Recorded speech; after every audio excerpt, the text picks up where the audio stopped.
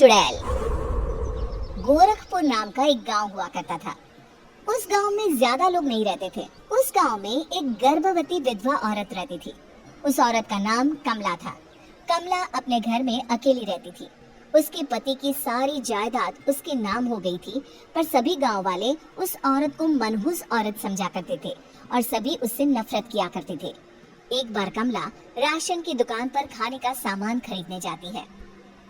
भैया जी, जरा 1 किलो दाल चावल देना। अरे हाय हाय हाय हाय हाय, अरे मनहूस औरत, मेरी दुकान में अपशुगन करवाने आ गई क्या?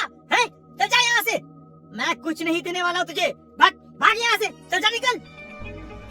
भैया जी, ऐसा मत कहिए, मैं गर्भवती हूँ, मुझे खाने की बहुत जरूरत है, मुझे खाना दे दीजिए। दुकानदार कमला को वहाँ से धक्के मारकर भगा देता है। तभी कमला रोते रोते उस गांव के किन्नरों के इलाके में आ जाती है। गांव वाले किन्नरों को उसी इलाके में रखा करते थे, क्योंकि वो लोग किन्नरों को पसंद नहीं करते थे और उनके इलाके में रहने से मना करते थे। तो किन्नरों ने उसी गांव में अपना एक इलाका बना लिया था।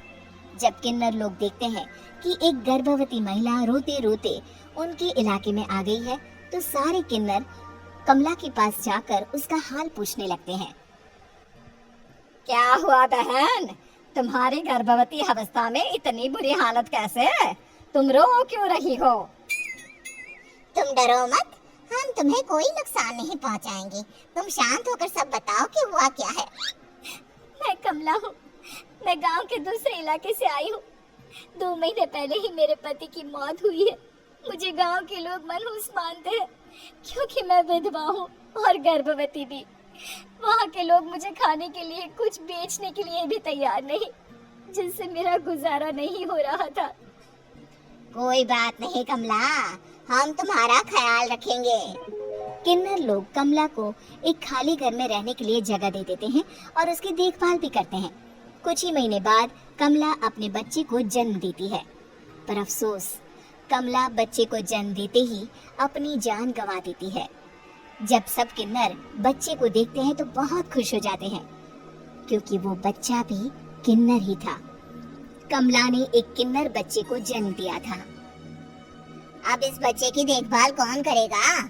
हम तो इस बच्चे को गांव के दूसरे इलाके में भी नहीं भेज सकते। और तो क्या हुआ, इस बच्चे की माँ नहीं रही तो हम इसे पालेंगे।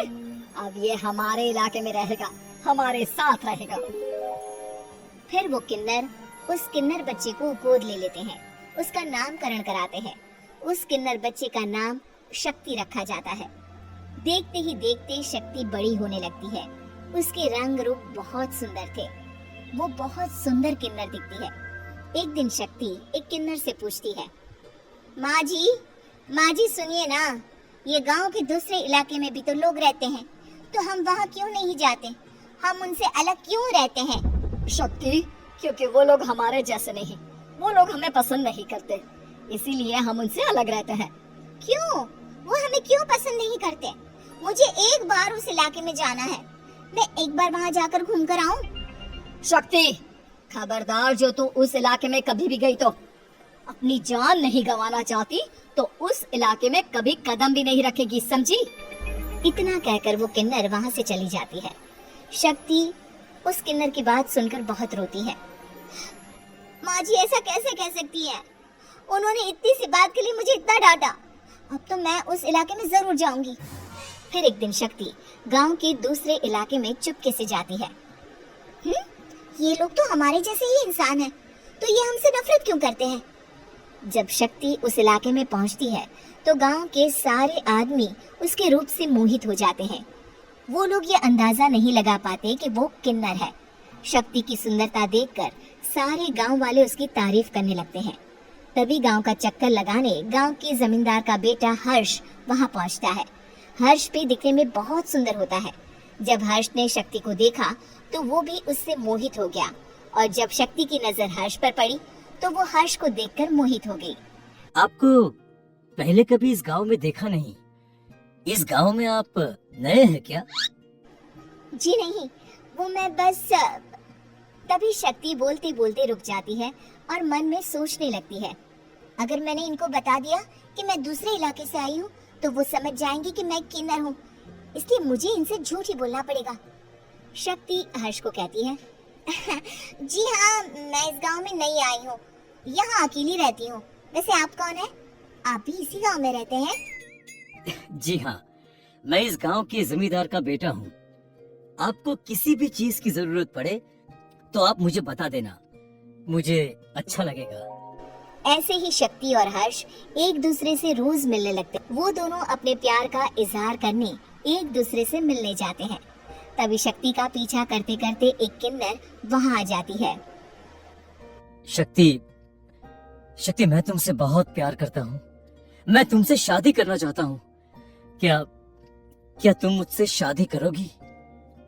हाँ हर्ष, मैं तुमसे शादी करूंगी, पर मैं तुमको अपने बारे में एक सच्चाई बताना चाहती हूँ जो मैंने तुमसे छुपा कर रखी है।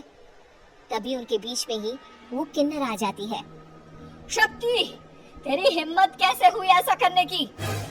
वो किन्नर शक्ति को खींचकर गांव के जमींदार के पास ले जाती है। हर्ष भी वहां शक्ति को बचाने के लिए पहुंच जाता है। जमींदार शक्ति और हर्ष के प्यार के बारे में सुनकर गुस्से में आ जाता है और शक्ति को गांव के बाहर निकालने की सजा देता है। शक्ति ये बात सहन नहीं कर पाती और कुएं में कूदकर अपनी जान दे देती है। जमींदार हर्ष की शादी गांव की एक लड़की से करवा देता है, पर हर्ष इस शादी से खुश नहीं होता। शक्ति अपना बदला लेने के लिए मरने के बाद किन्नर चुड़ैल बन जाती है। अब मैं इन गांव वालों को नहीं छोड़ूंगी, अब इनसे मैं अपने प्यार का बदला लूंगी। किन्नर चुड़ैल गांव वालों को परेशान करना शुरू कर देती है। एक बार वो रात को गांव के खेतों में पहुंच जाती है और वहां आग लगा देती है। सारी फसल जल के राख हो जाती है। जब एक आदमी रात को उठकर देखता है कि खेत में आग लग गई है तो वो वहां पहुंच जाता है। वो देखता है कि खेतों के बीचों बीच एक किन्नर चुड़ैल खड़ी है और वहां खड़े होकर ताली बजा रही है। गांव वाला किन्नर चुड़ैल को देखकर बेहोश हो जाता है।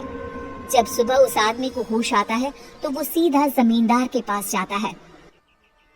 अरे जमींदार साहब, अरे वो किन्नर चुड़ैल ने मेरी सारी फसल जला दी।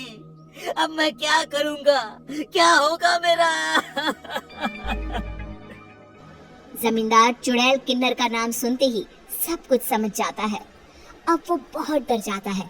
उसी रात को जब जमींदार डर के मारे अपने कमरे में सो नहीं पाता, तभी वहां अचानक से किन्नर चुड़ैल आ जाती है। किन्नर चुड़ैल जोर जोर से जमींदार के आगे खड़ी होकर हंसने लगती है और ताली बजाने लगती है। जमींदार उस डरावनी किन्नर चुड़ैल को देखकर बहुत डर जाता है। तूने मेरे साथ बहुत बुरा किया, अब मैं तुझे जान से मार दूंगी। नहीं नहीं नहीं नहीं, मुझे माफ कर दो, मुझे मत मारो। मैं कभी ऐसा दोबारा नहीं करूंगा। अब तुम जो बोलोगी वही मैं करूंगा। ठीक है, मैं चाहती हूँ कि किन्नर इलाका गांव के इलाके से जुड़े और गांव का कोई भी आदमी किन्नर समाज से द्वेष न करे, उससे नफरत न करे, नहीं तो मैं सारे गांव को मार दूंगी। और तुम गांव में एक नया कानून बनाओ कि अगर किसी ने भी किन्नर समाज को हानि पहुंचाने की कोशिश भी करी या इनसे भेदभाव करने की भी कोशिश करी तो उनको कड़ी से कड़ी सजा मिलेगी। हाँ हाँ हाँ हाँ, मैं ऐसा ही करूंगा। तुम जो बोलोगी वो मैं करूंगा, पर मुझे जाने दो प्लीज। तब वो किन्नर चुड़ैल वहां से चली जाती है। गांव का जमींदार किन्नर चुड़ैल का कहा मानते हुए दोनों इलाकों को एक कर देता है और नया कानून भी लागू कर देता है। तब से वहां किन्नर समाज और बाकी गांव वाले शांतिपूर्वक रहने लगते हैं।